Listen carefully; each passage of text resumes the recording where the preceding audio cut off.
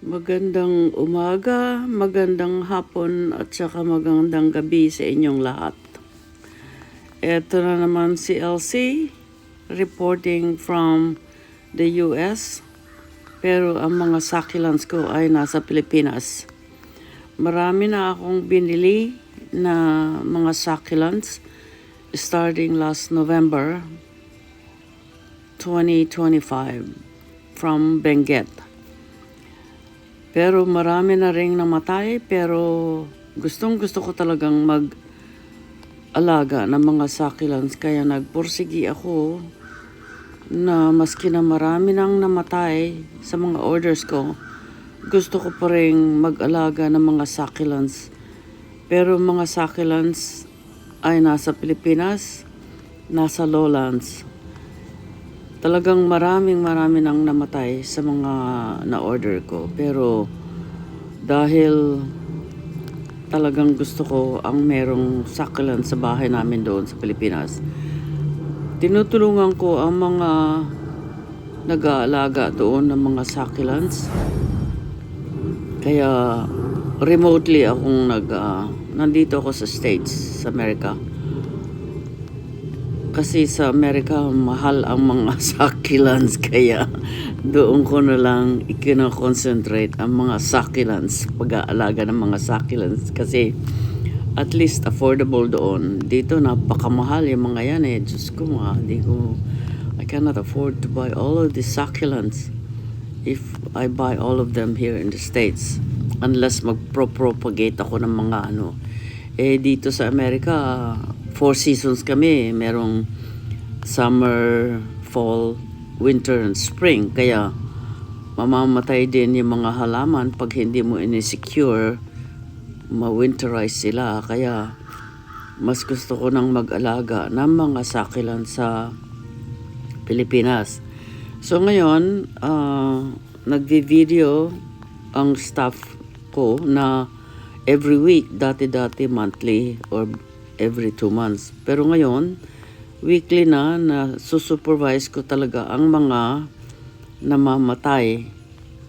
Pero noon hindi. Kaya ang dami talagang namatay na. Pero ngayon, pursige pa rin ako ang ginagawa namin sa pag-aalaga. Ang ginawa namin na iba ay lahat ng dumarating galing sa Benguet, ina-uproot namin. Yung mga ibang succulents, dumarating uprooted. Pero pagka hindi pwede, nakapat pa rin sila. Pero hindi na namin itinatanim yung mga galing sa Benguet with their own soil. Kaya ang ginagawa namin lahat, ina-uproot namin, tapos dinadry ng 2 to 3 days. Tapos ilalagay namin sa mga ledges o kaya sa pot. Depende kung kakasya sa ledge.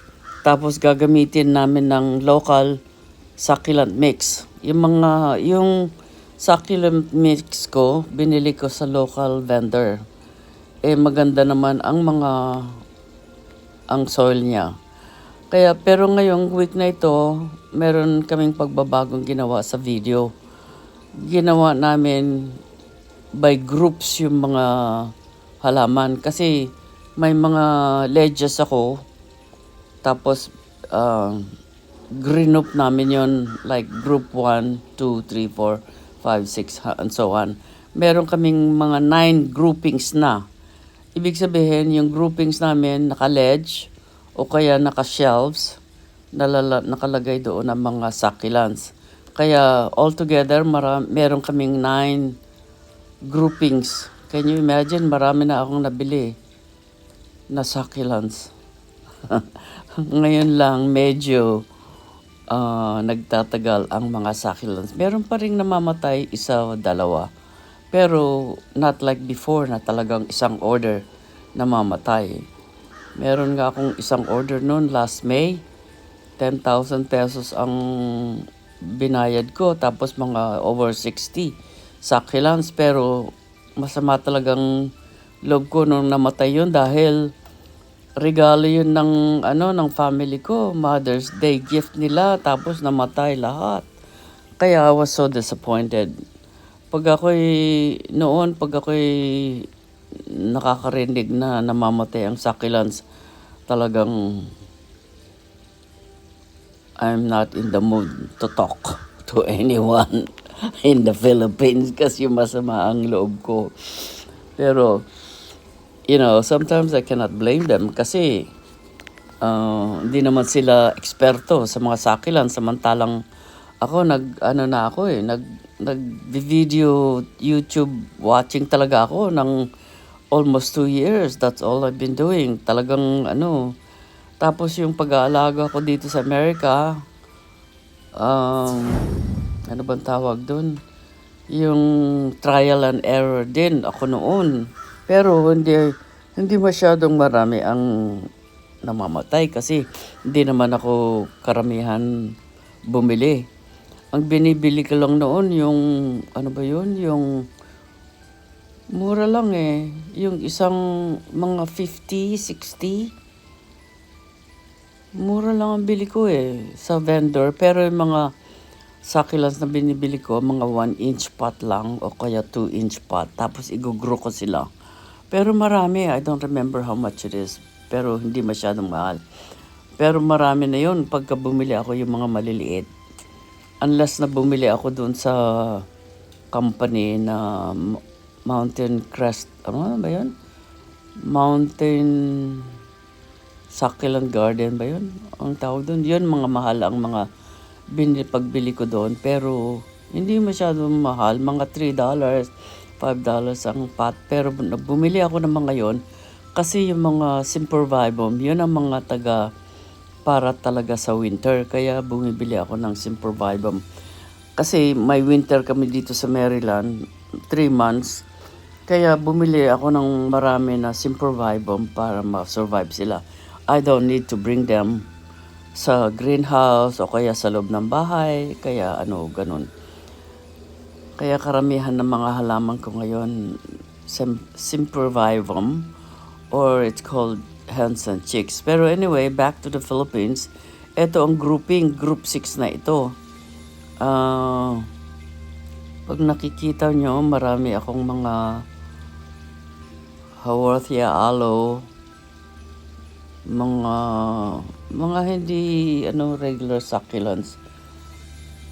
Kasi magaganda rin naman yung mga ganun eh.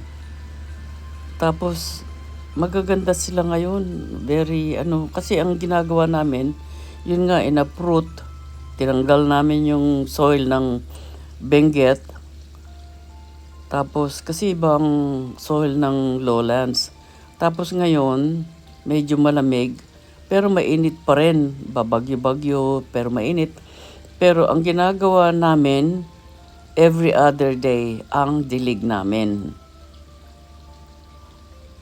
Kasi ang mga succulent, gusto rin naman nila ng tubig, pero wag lang malulunod yung mga halaman. Kaya okay lang. Basta moist, kasi kailangan din naman nila ng tubig. Ito, group 7. Ito yung nasa taas, puro mga cacti, mga aloe, mga haworthia. Tapos sa baba, mga combination yata yun ng super balm, tsaka mga purple delight. Gustong-gusto kong bilhin yung mga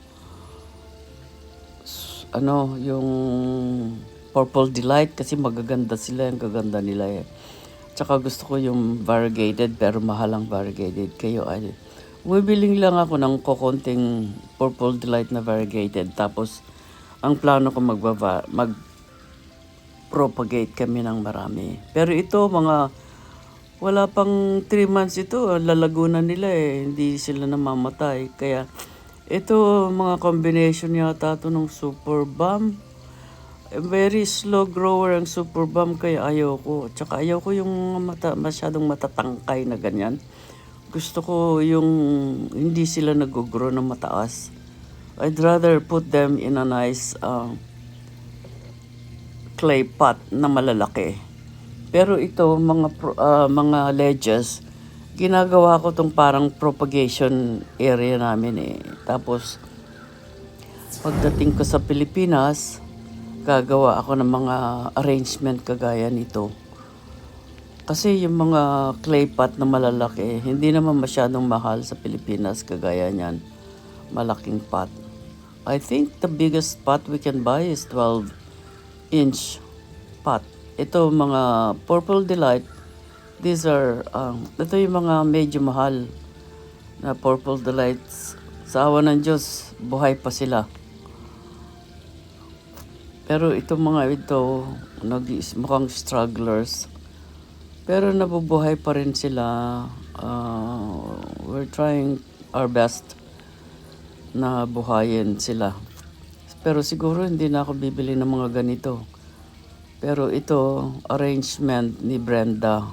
Ito bang arrangement na ni Brenda ito eh.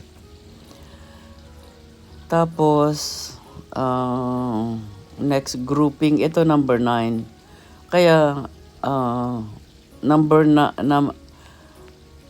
meron na kaming 9 groupings. Ang ibig sabihin ng groupings, mga ledges, tsaka mga ito, meron silang lalagyanan na ganito. It doesn't mean by group of succulents. Grouping lang ng kung paano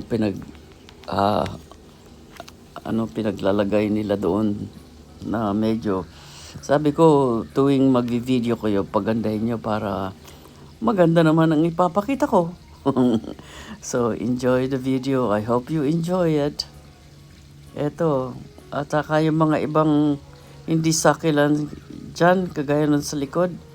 Gusto ko nga nang patanggal dyan kasi gusto ko dito sa bahay na ito, puro succulents. Tapos meron kaming farm garden na lalagyanan ng mga ibang klaseng halaman. Diba? Ang gaganda nila. Oh, very, malulusog sila.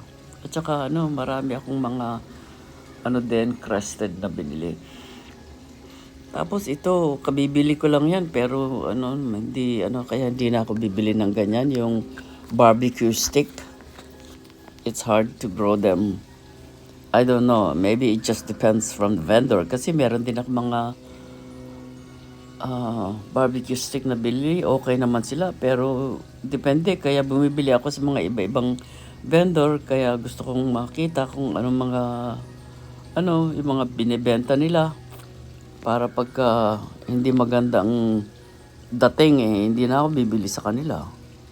Kasi sayang lang ang pera ko eh. Okay, anyway, I hope you enjoy my video. Thanks for watching. Subscribe to my channel. See you in my next video. Thank you very much.